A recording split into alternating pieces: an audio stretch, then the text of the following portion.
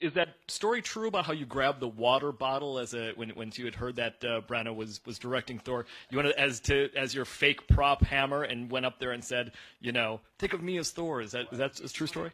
We live in a world that is ruled by the Marvel universe now, and there was a time when they made one film. That's right. And it was Iron Man, and so we were all in during the theatrical run of Ivanov in the West End.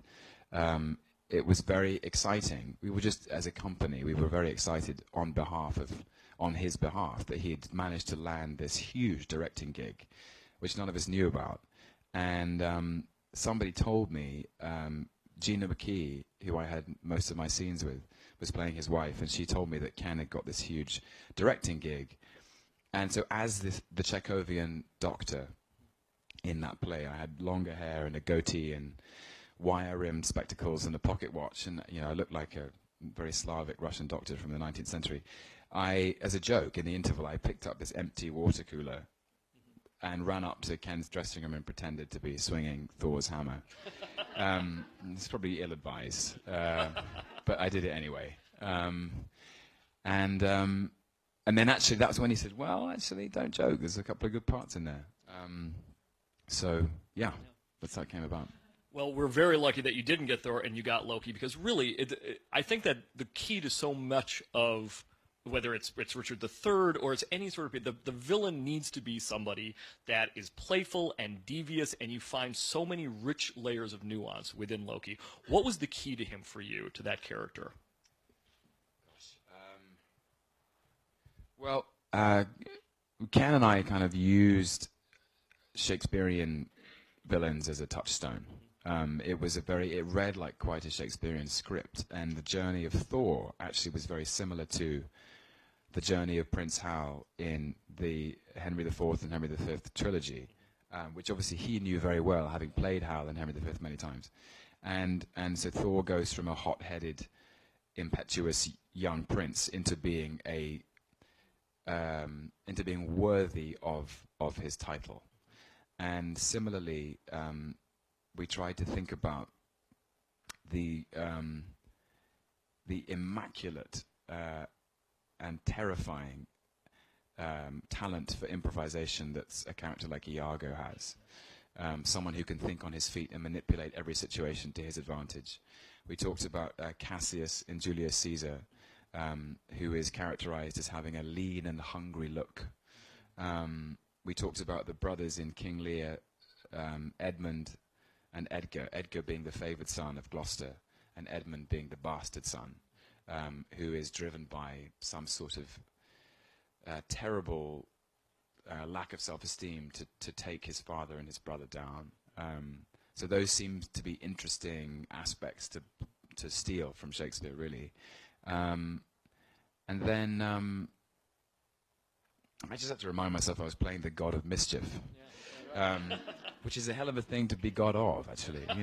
There's gods of war and thunder and justice, and this guy was the god of mischief. So I knew I had to have as much fun as possible. The devil plays all the best tunes, and that became a cocktail. And then weirdly, from those beginnings, he just emerged.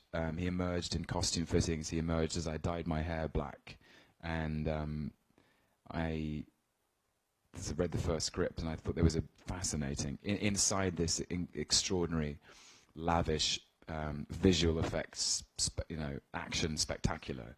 There's a very simple human drama about a father and two sons, and it's one that Branagh talked to us about, to Anthony Hopkins and Chris Hemsworth and myself. It was we really worked on that.